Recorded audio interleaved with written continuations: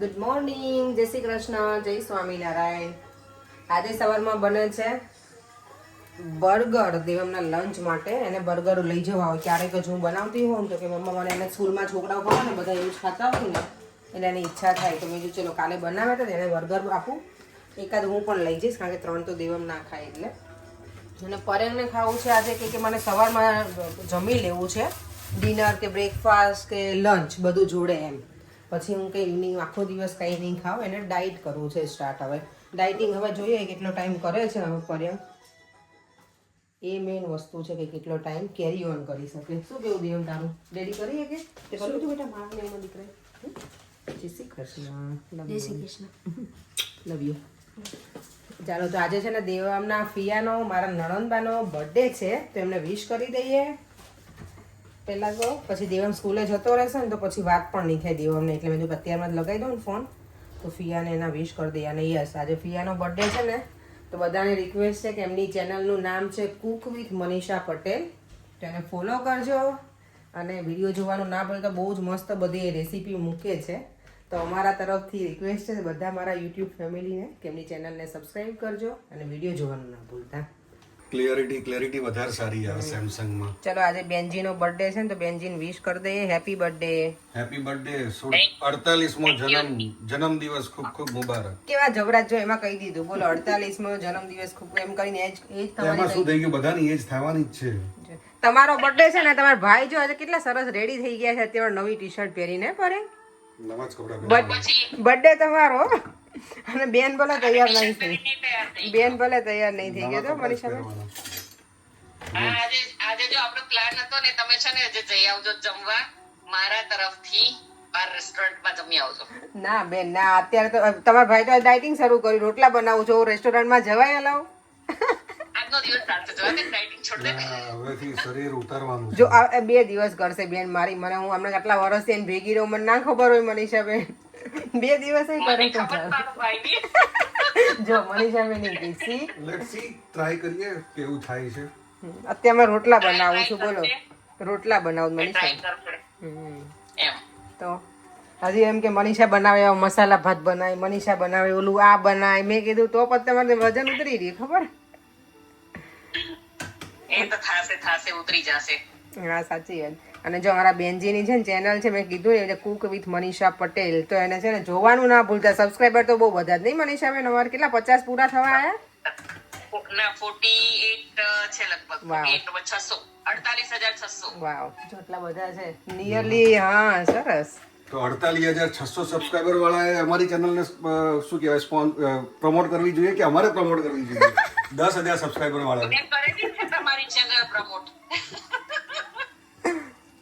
માર્કેટની વિઝિટ તો જો થોડી ઘણી કરી લીધી. વોક કરવા નીકળી હતી, જમી લીધું ને મેં લંચ કરીને તમે ચલો હવે થોડી વાર વોક કરી લઉં અને હવે જઈશું સલૂન તરફ ફરી. મને લાગે જ્વેલરી લાગે છે આજે. એ છે ને જાતે બનાવે, આપણે જે કહીએ ને એ બધું એડ કરી કરીને સરસ બનાવે છે. માર્કેટ જો આટલું બિઝી છે આજે, બહુ તો નથી એટલું બધું. ઘરે આવી અને છે ને ખીચડી વઘારી નાખી ફટાફટ. અને હવે અમે નીકળ્યા છીએ વોટિંગ કરવા માટે. અત્યારે 8:30 થઈ ગયા છે, 8:30 વાગે જઈએ છીએ. અહીંયા છે ને પોલિંગ સ્ટેશન કેટલા વાગ્યા સુધી ખુલ્લા હોય? સવારના 7 થી રાતના 10 સુધી. હા પરેંગ તમને ખબર છે ટાઈમિંગ અહીંયાના પોલિંગ સ્ટેશનનો? સવારના 7 થી રાતના 10. આપણે ઇન્ડિયામાં તો ખબર અત્યારે 4-5 વાગે મને લાગે બધું બંધ થઈ જાય, પણ અહીંયા લોકોને ખબર હોય કે બધા જોબ કરતા હોય, આટલા વાગ્યા સુધી ખુલ્લું ના રાખે તો પછી કોઈ વોટિંગ કરવા પૂછવું જાય ને એટલે. અને યસ, અમારા એરિયામાંથી આપણા જ ગુજરાતી જ છે તો પહેલાં તો ઓબ્વિયસલી આપણાને જ વોટ આપવો જોઈએ અને અમે એમને જ આપીશું. આપણને જ આપવાનો, ઇન્ડિયાને જ આપવાનો. હા ઓફકોર્સ. ગુજરાતી હોય કે કોઈ બી હોય, ઇન્ડિયાનો ઇન્ડિયન. હા એટલે જ ને, આપણા હોય એમને જ આપવાનો હોય ને. તો ચાલો અમે એ કરીને આવીએ અને પછી ઘરે જઈને ડિનર કરીશું. એટલે તો અને પરેંગને તો આજે જમવું નથી. જમવાનું ને પરેંગ? અહીંયા જો પોલિંગ સ્ટેશન આવી રીતે ચર્ચમાં ને એમ જ હોય. આપણે ઇન્ડિયામાં સ્કૂલમાં હોય. અહીંયા અમુક જગ્યાએ મને લાગે સ્કૂલમાં હશે, પણ મોસ્ટલી છે ને ચર્ચમાં હોય કે મોડે સુધી ખુલ્લું રાખી શકે એ લોકો. એટલે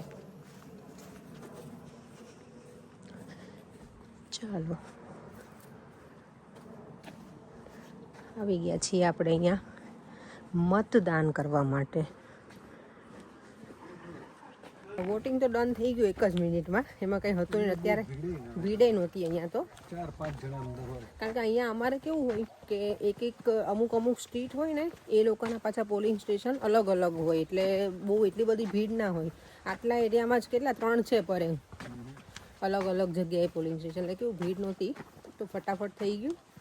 ઘરે જઈએ, ખીચડીનું કુકર જોઈ લઈએ બરાબર બની છે કે નહીં, અને જમી લઈએ અને પછી રેસ્ટ કરીશું. ડિનર અમારું સરસ મજાનું રેડી થઈ ગયું છે. વઘારેલી ખીચડી, અને આજે છે ને સલાડમાં છે, આજે છે ને એવું કે શેરે હું પૂરી હું દેવામાં છે. સલાડમાં છે ને અવાકાડો લીધો છે અને ક્યુકમ્બર. અવાકાડો દેવામને બહુ ગમે, મને ગમે, પરેને નહીં ગમે, એટલે ખીચડી ખાશે. અને દહીં મારા આ વખતે છે ને હોમમેડ યોગર્ટમાં બહુ મોટો દાવ થઈ ગયો છે, બની જ નથી બરાબર, એટલે હવે મને મેળવણ છે ને પ્રોપર હશે ને તો બનશે એવું લાગે છે. આ વખતે બહુ ખરેખર મોટો દાવ થઈ ગયો છે, એટલે મારે બહારનું ડબ્બું લાવવું પડે, કે હું બહારનું ઓછું લાવું દહીં. ચાલો જમીને ફ્રી થઈને મમ્મીનો ડ્રેસ એક છે ને કોટનનો હાથથી ધોવાનો છે ને, તો એ ધોઈ નાખું. એનું આ જેકેટ છે, સ્વેટર મીન્સ, એ પણ વાઈટ છે, તો એ હાથથી ધોવું પડશે. મશીનમાં તો જશે નહીં, મશીનમાં જવા દઈશું ને તો થઈ જશે જોરદાર નાનું એવું. તો ચાલો એ કરી દઈએ, અત્યારે કરી દઉં, કારણ કે સવારમાં તો છે ને આટલો બધો ટાઈમ હોતો નથી, મળતો પણ નથી મને. એ કામ છે ને હું અત્યારે જ પૂરું કરી દઉં તો થોડુંક સારું રહેશે એવું વિચારું છું કે કરી નાખું. કારણ કે આળસ કરીએ ને તો પછી આળસમાં જ રહીએ આપણે, એવું થાય ઘણી વખત. એટલે જ હું આજે નીચે બેઠી નહીં, સોફા પર બેસી જઈએ ને આપણે એક વખત, પછી ઊભું થવાની ઈચ્છા ના થાય. અને યસ, આપણે બોર્ડની એક્ઝામનું રિઝલ્ટ આવી ગયું છે. અને અમારે 10મામાં છે ને મારા ફઈજી એટલે પરેણના ફઈ છે ને, એનો છોકરાની છોકરી હતી 10થમાં, તો એનું બહુ જ સરસ રિઝલ્ટ આવ્યું છે 10થમાં. આખી સ્કૂલમાં એ ફર્સ્ટ આવી છે, 94 પોઈન્ટ સમથિંગ એના પર્સન્ટેજ છે, અને 99.18% છે. અને એ પણ હું જેમાં ભણી છું ને એ સ્કૂલમાં હતી એ પણ, અને એમાં એનું રિઝલ્ટ બહુ જ સરસ આવ્યું છે. એટલે પહેલાં તો એને પ્રાર્થના, એનું નામ છે પ્રાર્થના. અમે હમણાં ઇન્ડિયા ગયા ને ત્યારે ગયા હતા, તમે કદાચ વિડીયો યાદ ના પણ હોય, કારણ કે ઘણો ટાઈમ થઈ ગયો. એટલે તો હું તો એટલી ખુશ થઈ ગઈ ને, મેં તો સરસ, આટલું સરસ રિઝલ્ટ આવ્યું એટલે કેટલું એમ પેરેન્ટ્સને કેટલું પ્રાઉડ ફીલ થાય. અને નો ડાઉટ બધા છોકરા પોતપોતાના રીતે મહેનત તો કરતા જ હોય, એટલે એવું કંઈ છે નહીં. ઘણા લોકો બીજી રીતે હોશિયાર હોય, ઘણા ભણવામાં હોશિયાર હોય. બધાને પેરેન્ટ્સને તો એવું જ હોય કે આપણા છોકરા ભણવામાં હોશિયાર હોય, પણ બધા અલગ અલગ રીતે, અલગ અલગ ફિલ્ડમાં એની રીતે હોય હોશિયાર. તો ચલો પ્રાર્થનાને પહેલાં તો બહુ જ કોંગ્રેચ્યુલેશન્સ. અને આમને આમ ભણતા રહી છોકરાઓને, સરસ રિઝલ્ટ લાવતા રહી. અને મેં સન્ડે સાડી પહેરી હતી ને, તો એ સાડી મને મૂકવાની બાકી છે, તો એ કરી નાખું કામકાજ.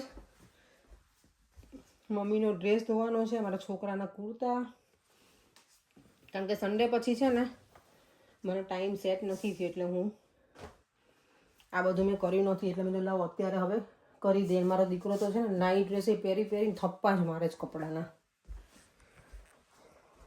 આજે અમારે નીચેનો છે ને પંખો ખરાબ થઈ ગયો અચાનક. 2-3 દિવસ એટલે જે લાઇટ નહોતી ને, તો લાઇટનું કંઈક વાયરિંગ ખબર નહીં શું હતું, તો વાયરિંગના લીધે પંખો બંધ થઈ ગયો છે અમારો. એટલે હવે નવી લાઇટ મસ્ત નાખી દીધી, એટલું અજવાળું લાગે છે ને હવે ઘરમાં, બહુ સરસ થઈ ગયું છે.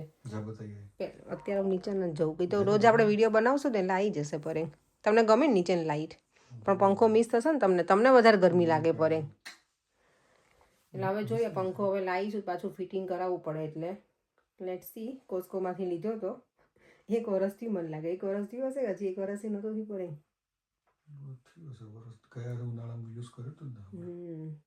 વાયરિંગ ઊંધું નખાઈ ગયું તો એ ચાલ્યો અત્યાર સુધી, અચાનક જ બગડી ગયો. ચલો કંઈ નવો લઈએ ત્યારની વાત ત્યારે. અત્યારે આપણે વિડીયોને એન્ડ કરી દઈએ, 10:30 થઈ ગયા છે. ફરીથી મળીશું કાલે નવા વિડીયો સાથે. બાય બાય, જય શ્રી કૃષ્ણ, જય સ્વામિનારાયણ.